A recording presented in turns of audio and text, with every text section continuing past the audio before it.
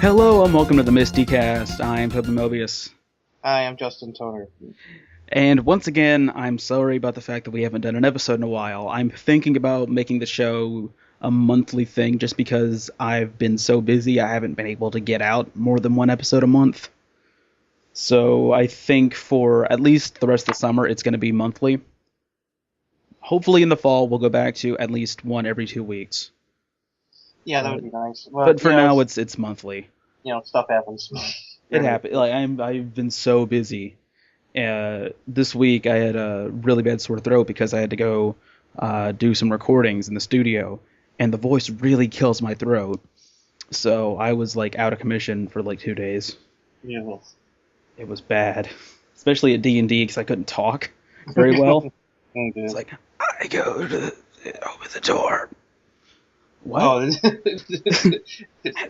Just miming. I was playing Pictionary. What do you want your character to do? It was silly. Let me draw a word. Let me draw the spell. You cast drawing on a wall. No, it's searing light. Anyway. Anyway, we have a special guest with us today. A very special guest, supporter of the show. And if you're listening to this, you're probably listening to it on his Fuck Yeah MST3K blog. Please welcome Mr. Chris French. Hello. How are you doing tonight, sir? I'm doing just fine. I'm doing great. Good to hear it. Excellent. We've wanted to get you on the show for a while now, but stuff just kept coming up. Life happens. Mm-hmm. Yeah. That should be the show's motto by now. The MSTieCast comes out whenever because life happens. Exactly. I know how it is. I've been busy off and on myself, so. But I am a huge fan of your podcast. I listen to you guys as much as I can. I post your podcasts on my blog every time I come across them. I've just been wanting to get on your podcast for a long time, and I'm really grateful for the opportunity. The pleasure is all ours. Yeah, absolutely. It's really cool to have someone who likes the show and supports it as much actually be on the show. So we can tell other people about how awesome we are. Mm-hmm. Well, you're welcome and thank you. I've been a Misty since I was 10, 11 years old. Mm-hmm. First saw it on Sci-Fi, just flipping the channels, and I had no idea what it was about. I don't remember the first. I think the first episode I ever saw was the last half of Space Mutiny. Oh, yeah. Yeah, it wasn't bad. I was confused because there was this cheesy movie on, but there were people talking over it, and there was these shadow things, and my dad was like, "Oh, that's Mystery Science Theater," and I'm like, "What's that?" And he's like, "Well, it's these people making fun of bad movies," and I'm like, "Oh my gosh, this is amazing!" So every time I could, every opportunity that I had, I would check out Sci-Fi, their listings, and figure out when they would be showing the show. Unfortunately, typically it came on right as soon as it was my bedtime. So I would only catch maybe the first 15 minutes of the episode before I had to go to bed or something. Okay. And, but the first full episode I ever saw was Overdrawn at the Memory Bank. Yeah. And I was a fan ever since. I caught the finale episode when they announced it, and I was sad after that, but I wasn't a huge fan because I'd only seen it for a couple of years. And then I totally forgot about it. It left my consciousness for 10 years. And then in 2009, I was like, hey, wait a minute, that show is really funny. So I downloaded the entire show, which is what I do, because I don't really watch TV like most people do. I wait for the whole show to finish or the season to finish, and then I watch it, in marathon form. Okay. And the whole show had been put up on torrents, and it's practically the only effective way of getting the entire series now. Mm-hmm. So I got the show in reverse order. I downloaded season 10 first, then season 9 and 8 and downward. So as I was watching it, the show was getting progressively worse and worse in quality, in actual production quality. And it was really, really bizarre because I was like, who is this Joel person that I've never seen before? I've heard mention of him, and I've seen him in Soul Taker, but I have no idea who this person is. So it was really fascinating, and I was watching it over the summer of 2009, which was 10 years after the show had been canceled. Mm-hmm. And it was right around that time I had just gotten on Tumblr and started blogging. and people were making side blogs of everything back in 2009. They were making side blogs of every single thing you could think of, and they were calling it "fuck yeah this," "fuck yeah that," Right. "fuck yeah this, that, and the other." So I was like, well, I know, I'll do just the same thing everyone else is doing, and make a "fuck yeah" MST3K blog, and I did. And it premiered on July 1st of 2009, July 21st of 2009. So we're coming up on 6 years of this blog. I was 21 back then, and I'm in college, and now I'm out of college, and I keep posting on there, just sort of a hobby thing to keep the show alive. And I don't know, I've got over 9,000 followers now, and 9,000. I know. I know. I can't believe it. And a lot of them have been really, really cool. A lot of them have sent me free stuff, a lot of DVDs, drawings. That's really nice. Some of them have even sent me money to help me keep going because times are tough, and sometimes I ask for help. And I expect nothing, but here they flood my PayPal with money, and I'm like, my gosh, you guys are fantastic people. I don't deserve you. So I'm mostly keeping the blog alive for all those followers, all those fans. And it's fascinating to watch the show grow and change over time because it started in 1988. Mm-hmm. That's like 30 years ago, almost. Yeah, almost. Yeah. Yeah. We just had the 25th anniversary. Yeah, exactly. And it's ended in 1999. It was never around for the millennium, but it's still going strong, like stronger than ever, honestly. Yeah. I mean, Mm-hmm. It was strong before when the show was alive, but it's actually grown, and that's crazy.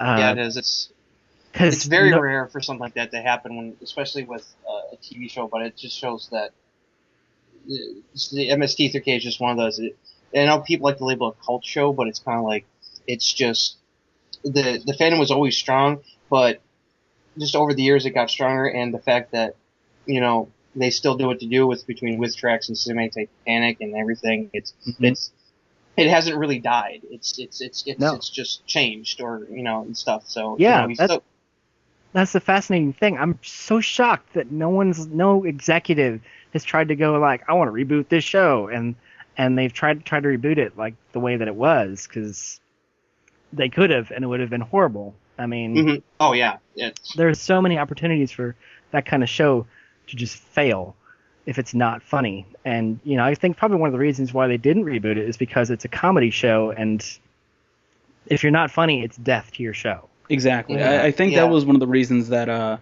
they tried to reboot At the Movies without Siskel or Ebert or Cooper. Yeah. And they had Lyons and Mankiewicz, I believe. Yeah, I remember that. It was so not They had no funny. Chemistry. Yeah, they didn't. It was a job for them, and it was just like, yeah. So they couldn't capture the magic. Yeah. Yeah. Go ahead. So you've probably heard, that Joel is looking to reboot the show. Do you think that, since he's the one who wants to do it, it could work? Or do you think maybe it's not the best idea to try to reboot the show? Maybe.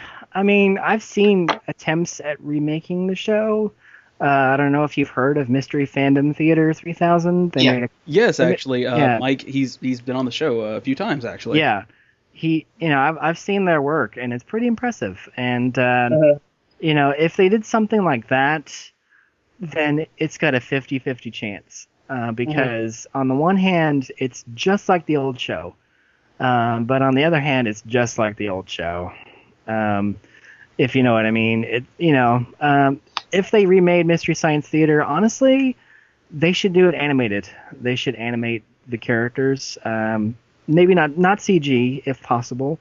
Maybe CG the robots, but do an animated human character, something that's dynamic and something that would be easy to produce.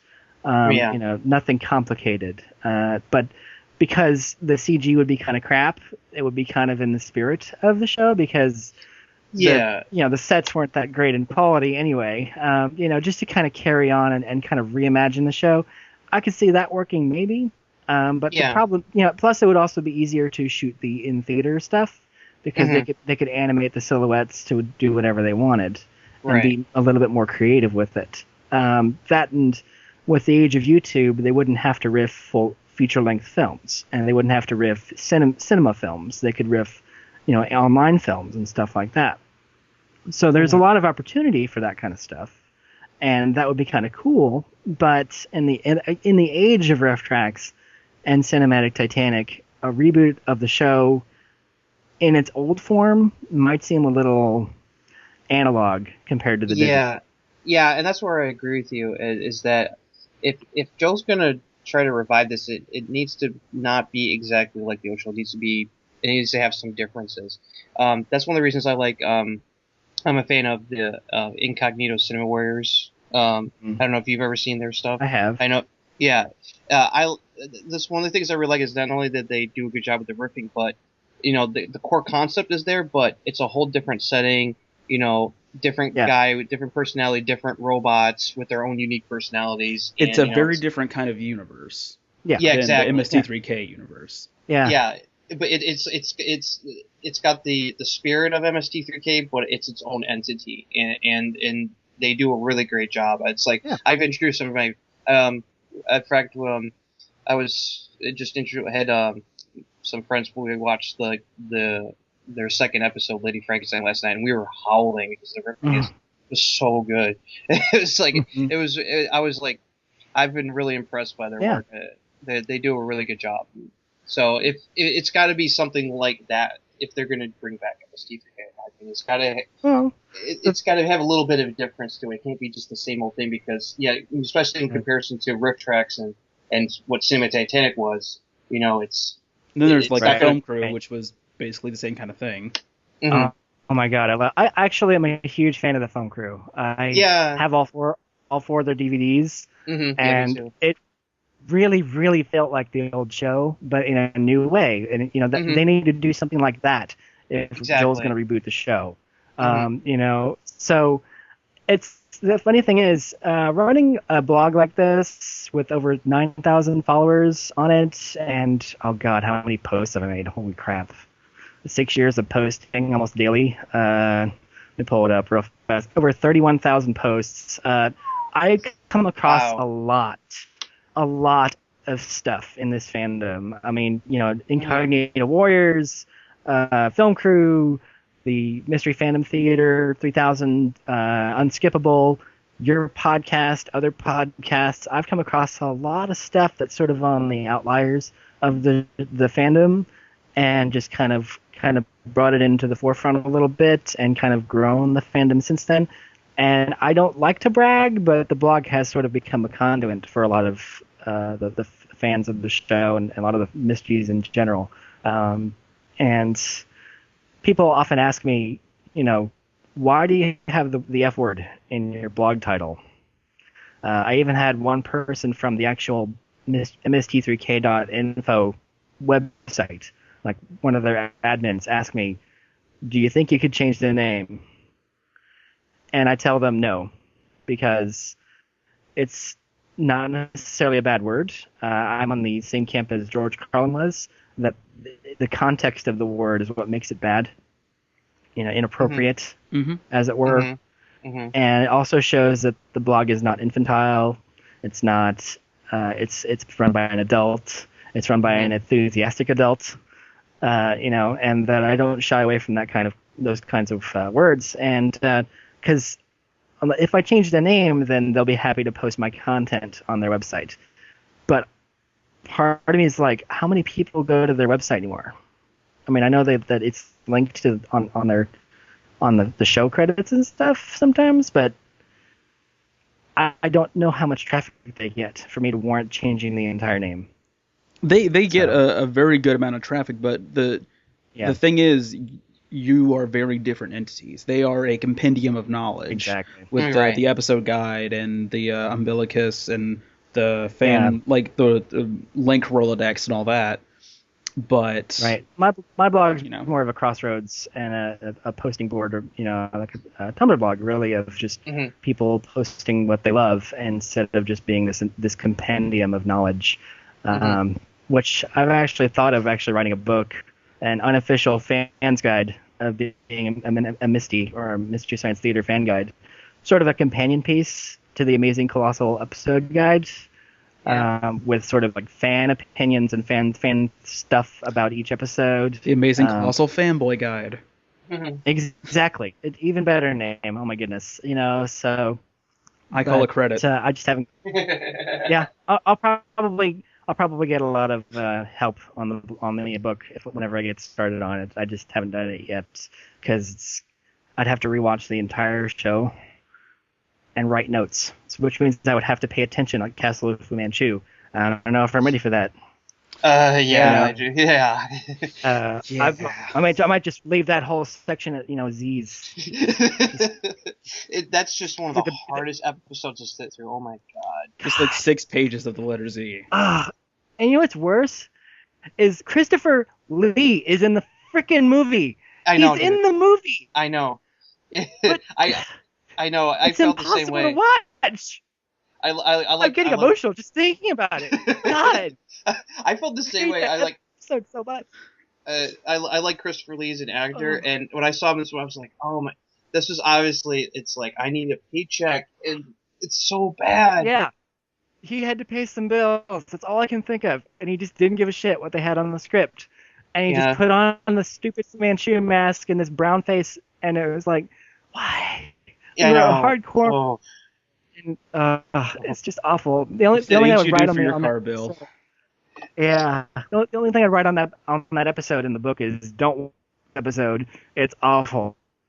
Only watch Completionist and good luck. Take bets on how long it takes to fall asleep. The Fu Manchu drinking game. Yeah, pretty much. Exactly. Yeah. Cure your insomnia. Yeah, if you're the last one away, drink until you fall asleep. Yeah. God, yeah, there's just some episodes about stuff that's. Oh, it's totally understandable. I think I have that reaction whenever I see an actor I like in a movie that is just painfully bad. Like if it's like a cheesy movie but it's entertaining, that's one thing. But like Castle Fu Manchu it's bad. It's pain. It's a chore to sit through, and the riffing on that one is not up to par for me to be able to sit through that. Okay, but they have nothing to riff. No, it's not. The whole bad. plot is just. Yeah. Well, my question is, what plot? Really, you can follow the plot. Yeah, but they had. Yeah. Yeah, they had no plot to riff. So it's hard to be. If you had a plot to follow, then follow the plot, and it makes more sense and becomes more funny. It's just garbled mess. There's some sort of weird involving freezing the planet. Fuck me, what it is. I mean, yeah. Let's get off to this. Yeah.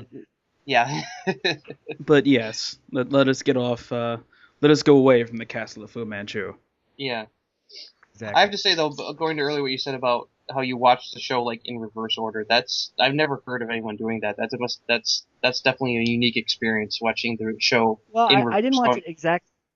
Yeah, I didn't watch it from like Diabolic all the way down to Crawling Eye. I didn't watch it in entire reverse order. It was from season to season. Okay, so you 10, watched like this. Okay, you watched the season in order, but you started with 10 and went backwards. Okay. Yeah, exactly. And it was thing because season 7 and Comedy Central, and who is this Dr. Ford? I've never met this person. And then suddenly TV's Frank. I'm like, okay, this is. They have good chemistry.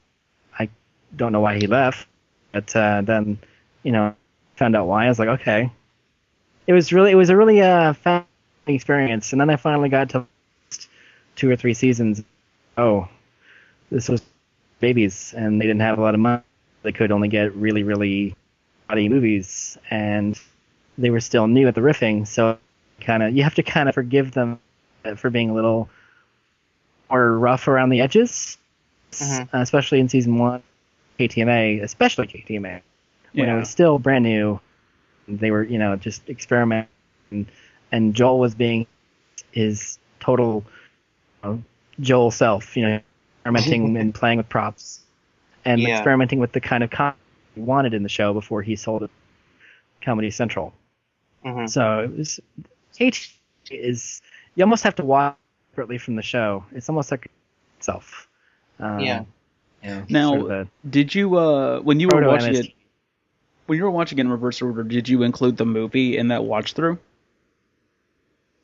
I did not first. I found the movie and I watched it in the exact that it should go in. It falls right between season 6 and 7 in terms of if you want to watch an entire quote canon order.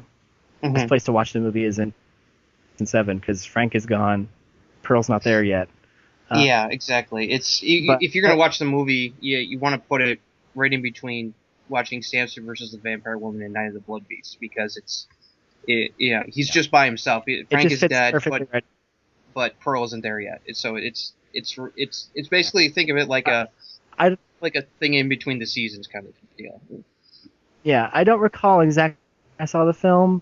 I remember watching the film, or just sort of like, oh hey, that movie's on.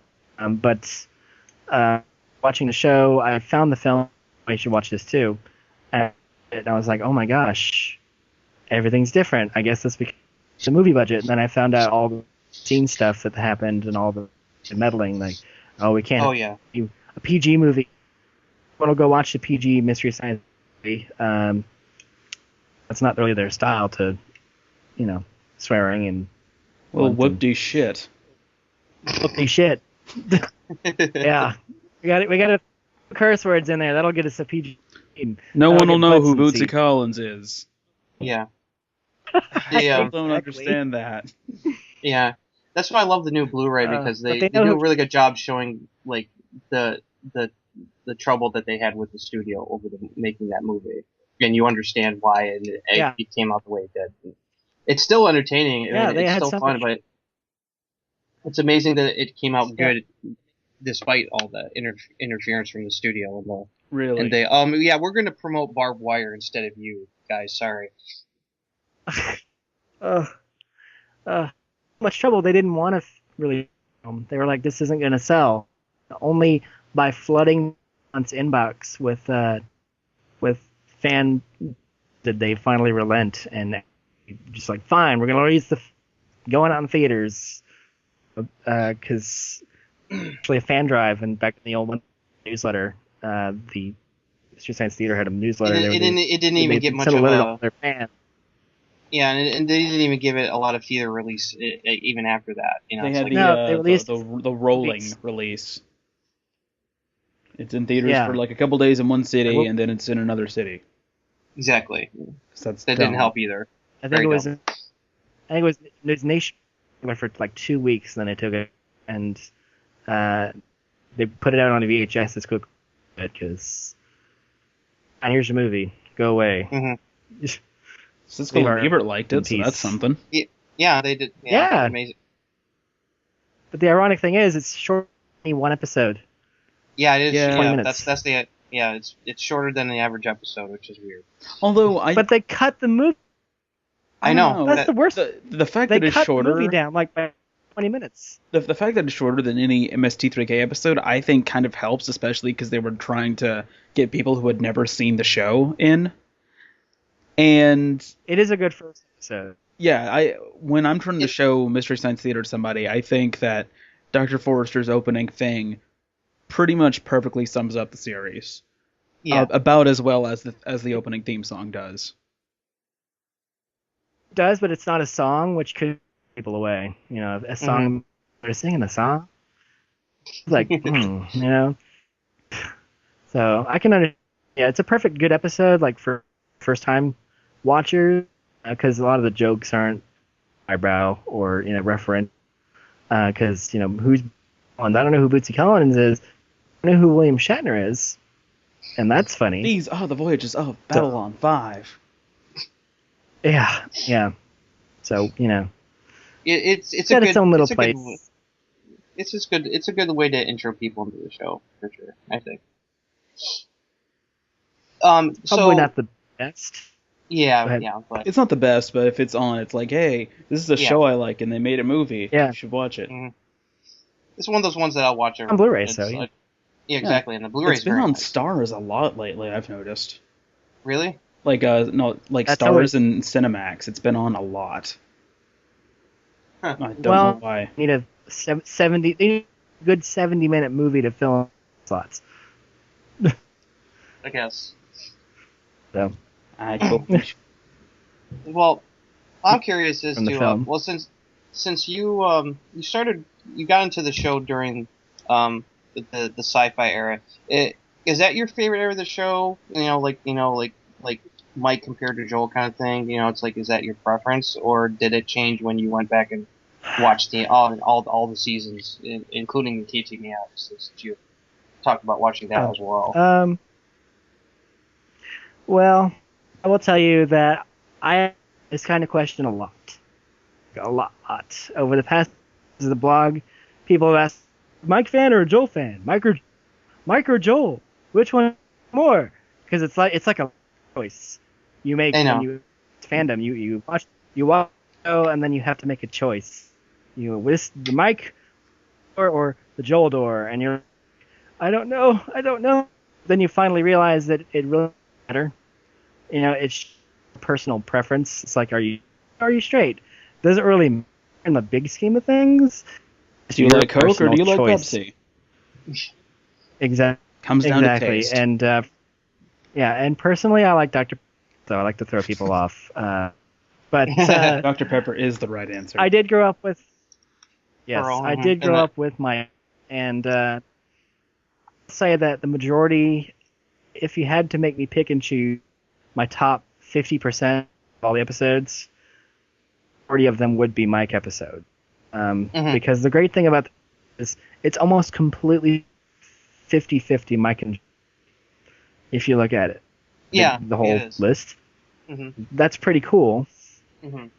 Majority of them are Mike episodes. Bad against Joel, all stuff is fantastic. I don't want to, try to pedal and say Joel's amazing or anything. I just personally prefer Mike, even though I like a lot of Titanic more than the riff tracks that they've done. Just what they riff. More about the movies that they pick than the riffs themselves. The show itself was written by like seven or in a room. The riffs that the Mike and say would be this almost the stuff that Joel and the Bots would say. So it's who do you prefer during hosts? For side of the show. So. Oh, I totally get where you're coming from. I feel the same way when it comes to it's like, is it Mike or Joel? Blah blah. What era? I love the show in its entirety. I mean, I lean toward more of my favorite episodes are Mike than Joel, but I still love Joel. There's a lot of episodes from the Joel era that I absolutely adore. Yeah, it's about taste. It's just that. And when I got into the I think it kind of helped that like when I got into the show, it was during the sci-fi era as well, just like you. Although I had seen the first episode I ever saw was a Joel episode, EGAT, but that was like years ago, and I had the same reaction to you. I'm like, why are they? They're watching this cheesy movie. Why are they talking and cracking jokes during the film? It took me a couple years before I kind of got into the show, and during the sci-fi era, I loved it. And then like you, years went by and I forgot about it. And then like about the same time you would it was back in 2008 when Shout started taking over the DVD releases, and my friend was like, who had helped me get into the show, was like getting the DVD set. He's like, we haven't watched this in a long time. And then watching that 20th anniversary set, my love for the show came back, and it's been back ever since. So it's like I had that kind of similar experience. But yeah, it's all about taste. It shouldn't be, it shouldn't be picked in the corner, and people shouldn't give anybody a hard time about like who, I mean, I'm a but I love Joel.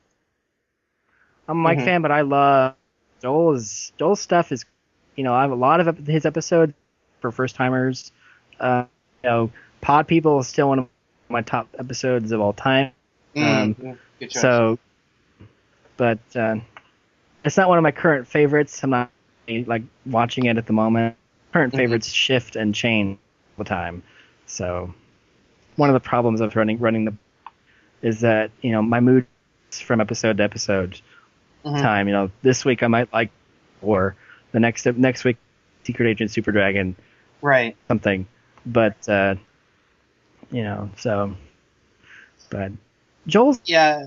Go ahead. I'm so. Do you have any other questions, or do you want me to keep talking and rambling? Because I actually think this would be a good time to get into what your top 5 favorite episodes are, as we ask of all our fans. Oh, well, the top 5 episodes like this week, I did. You guys sent me a message like, "Hey, we're gonna ask you this question," for it, and I was like, "Oh God," because like I said, my favorites change each week.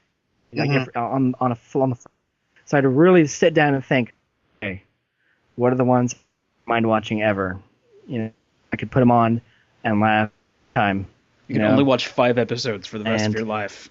Yeah, I'm on a deserted island, and I can only take episodes with me. What am I taking with me? First off, damn you to hell for asking that question. But second, these are in no particular order. I couldn't rank them because that's just understand. But I get a question a lot too on the blog, and ones I usually go to first are Alien from LA and Overdrive on the Memory Bank. LA, it's a good movie. It is. It's so good. It actually bought me the DVD from Amazon. From the blog, like one of the got me the movie on Rift and quality, and it's a pretty darn good movie. The main character, played by Catherine, she's annoying because of her voice, but freaking Kathy Ireland, she's hot either as a nerd, or as the sexy lady she be in the end of the film. She's a good leading lady for that, and she's not a bad actress. Just the writing is kind of a little bit, but the production design and the filming and the look of it is just really cool. It's like straight out of H.G. Wells. Builds on that void center of the earth kind of vibe to it. Which is really dig that movie, and but not just that, but the riffing is cool too. It's quick. It's the impressions are fantastic. They really rip into Kathy Ireland. Oh, they love her because she's Kathy Ireland. I love the dull surprise. Dull surprise. Dull surprise. It actually became a TV trope. Thank God for that. I know, that's one of the reasons I love TV tropes. Yeah, and then Overdrawn with Memory Bank it was one of my first episode, like my first full episode. So it has a special place. But two words, Raul Julia. He is the driving force in that film. He steals every scene he's in with every scene. Is that story? He really it. The writing is kind of, the TV movie budget makes the film look awful, and really cheesy. But, it's an interesting story, and there's a lot of stuff you think and go, hold on, wait, he weather patterns, so you got like blizzard deserts and titans and the corporations controlling everything, and it's apparently like the nerve program was actually located on the moon, but they never say anything like that. I mean, the they set up is much more than the way it looks. So, and actually, I looked up, I dug up original short story based on, and an audio recording of it. And it's actually pretty interesting. It's not bad. It's pretty different. Actual TV, the TV movie actually better, easier to, because short story was just this in the 60s, so it's this idea of a consciousness being trapped in a computer, basically being immortal. For what do you do? That time on your hands. How do you not lose a grip with? Where the movie took that idea, injected Casablanca into it, and Casablanca into any movie, it almost worked all the time because you had Wire, which did not work. But we don't talk Wire. So that's Overdrawn as my number 2. Number 3 would probably be Manos, the quintessential MST episode. If I had, if you asked any Misty, name one MST3K episode, they'd probably be like, Manos is one of the worst movies ever made. Wikipedia. I mean, ubiquitous. It's in that echelon as The Room and Birdemic and all those. Basically, I think of it as they ever made from that. So, like, from the 50s, you would have Man from Outer Space. That would be the worst movie ever. And, like, the 60s would Manos, and then maybe, like, the 90s, what was it? The Room was made 2000? Something like that? 2000 but, 2003, I think. Yeah, Room is early 2000. So, each has their own worst movie ever made. Manos is the one from the 60s and shows. But honestly, the plot to me, like I say, the visual and the execution didn't. The concept, the core concept of the plot, it worked. And I've said the twist at the end, same thing. Really good. Yeah, I've said that many times. That the plot of Manos, it's not a bad plot. It's just that it's executed horrendously. Yeah. The idea of the story is good.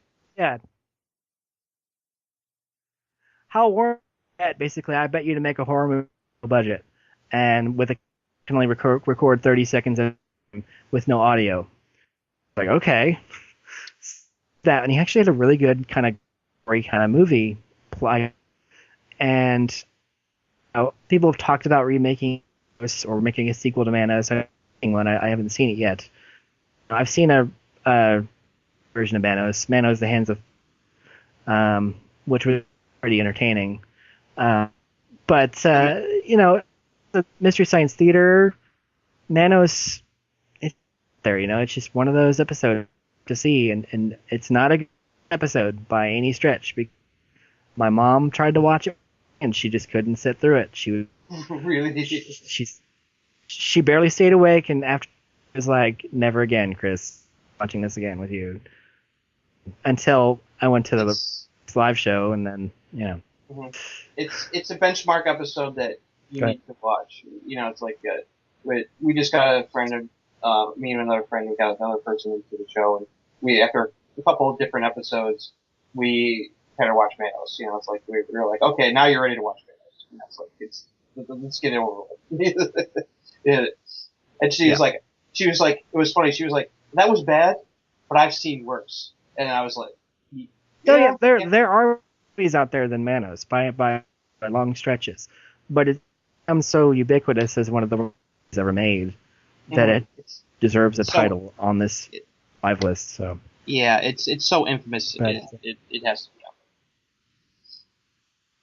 Okay, number 4, maybe Warrior of the Lost World, season 5, episode Mega Weapon. Mega Weapon, baby.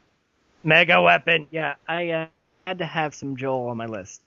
I like Mike a lot. I have to have some Joel on here.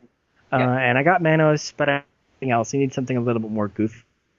A little bit more flashy. And Warrior of the Lost, like Mad Max meets it's, Mega Weapon is the show stealer of. It's only in one scene, really, but it's, the only thing that people remember about the episode is Matt at first. But Donald Pleasance, Persis Kambata, the Paper Chase guy. They have enough. Well, Fred Williamson. Yeah, it's got a lot of recognizable people in it too. characters actually have enough chemistry for Paper Chase Guy. And I'm such a nerd about Mystery Science Theater. I actually know is Robert Ginty. But people were like, who's Robert Ginty? A Paper Chase Guy. Okay. What's Paper Chase? Mystery Science Theater. Okay. Yeah. So, but the movie is goofy and wacky, but it's got heart. It's got a lot of like the fight in the Sandlot with like the bikers, the Amazon, and that's so stupid, weird, and out of compared to the rest of the film where they have guns and stormtroopers around, these S&M factories or whatever the fuck they're doing. Just it's goofy. It doesn't take it seriously at all, the entire film.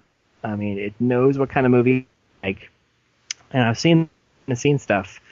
They really just kind of make a movie to make, and they in Italy so they can fly. They go out there. They'll make a week or two in Italy, So it was a serious film from the get-go, and believed that, which is kind of weird, So I kind of admire, respect that, and the riffing is sick. I mean, do you have any fruit to declare? Oh, that's one of my any favorites. fruit to declare? I said, any fruit to declare. Oh, God, I love it. Any? Yeah. So Joel's forced perspective running on the road. Yeah. Yes. Fantastic. I mean, number 5. I have been playing a lot of D&D lately. I finally have a dedicated group, which is like part of D&D is part of playing D&D is showing up. Mm-hmm. Having the to just set aside a week, a couple hours out of that to go play D&D. I finally have a group going. One of my favorite episodes, Sword and the Dragon, season 6. It actually has a host segment and to start with when Tom Servo is the director.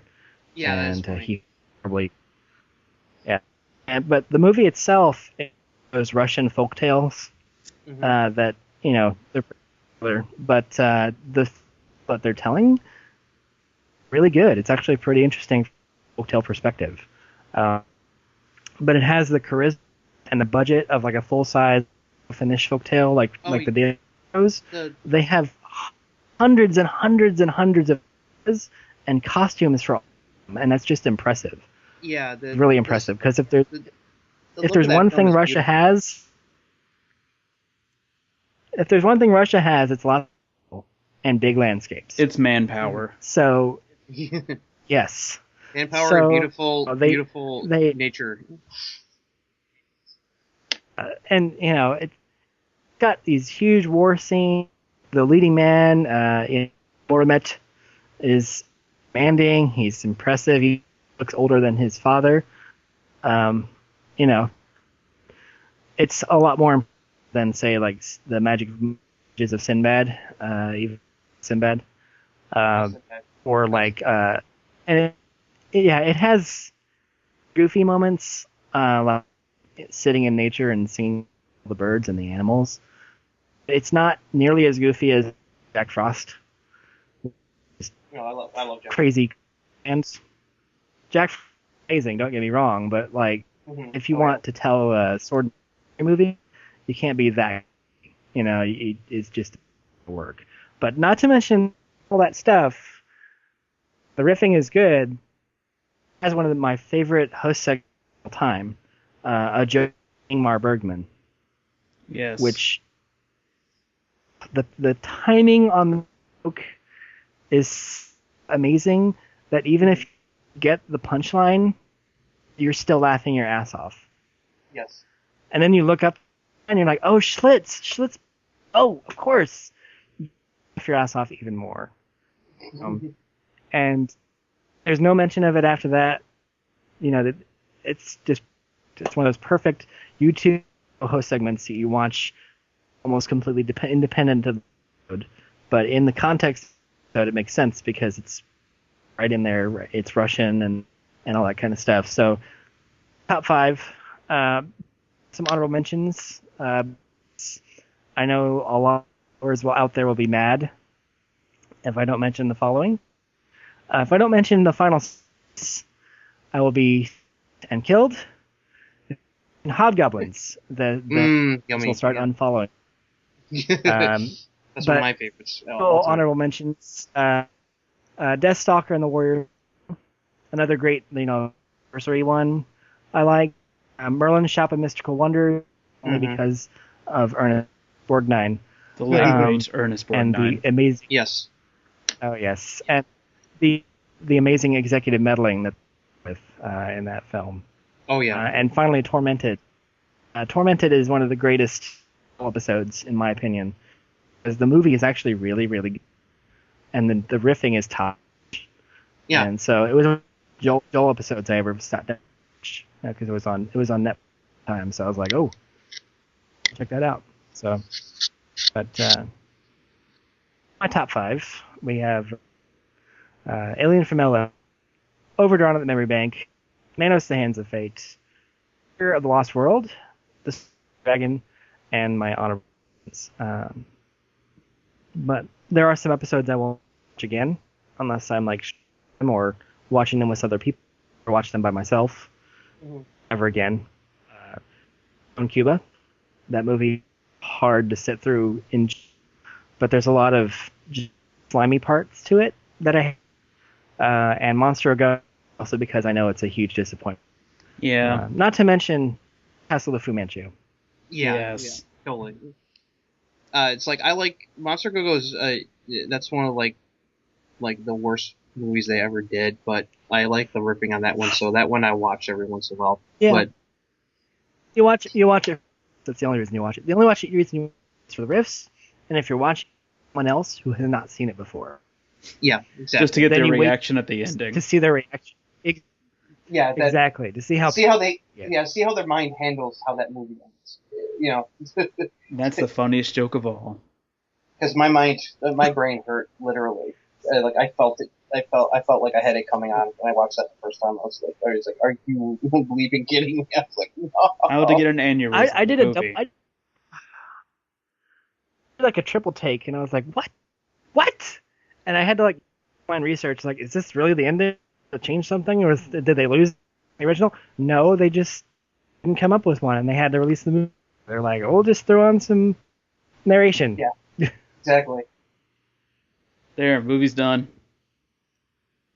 Yep, pretty much. Mm-hmm. Yeah. And speaking of things that are done, I feel it is time we wrap it up. Mm-hmm. All right. All right. So, once again, Chris, thank you very much for joining us. It was awesome to have you on finally. Yes. Yeah, absolutely. Feel free to invite me back to come back and talk more. We riff tracks, doing riff tracks live this week. Yep. Like Sharknado at all. So feel free to invite me back. I'd love more of these. I've had a lot of fun. Thank you so much for having me on. It's been no problem at all. Yeah, we definitely should have you back on again sometime soon, for sure. Definitely. Before we go, I'd like to mention my good friend Kevin Lordy, who has done some MST3K inspired artwork in the past, including a few of Crow with the planes from, I believe it was Time Chasers, several of Torgo. He's a big fan of Manos. And one of Torgo meeting Rosdower, which is odd. Which will all be shown in the show notes, by the way. He has a Patreon going on, and if you like his work, and especially his YouTube videos in which he does animation, you should check it out and maybe donate to him if you were so inclined. I'm actually a voice in several of his projects, so if you like me especially, you should donate, because then you get to hear more of me. I don't know why you would, considering you get this for free every month, but, I'd like to think I'm worth something.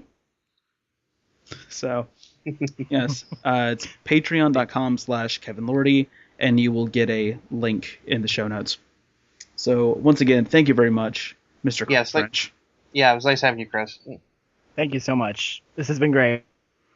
No problem. All right, so this has been the MSTieCast. I'm Toby Mobius.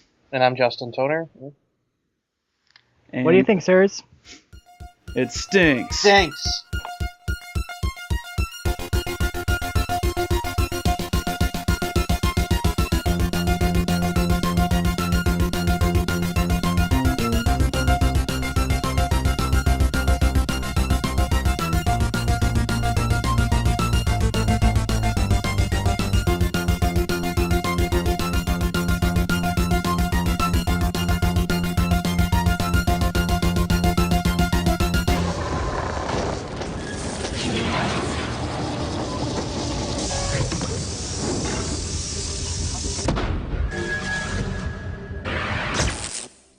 Now, poopy.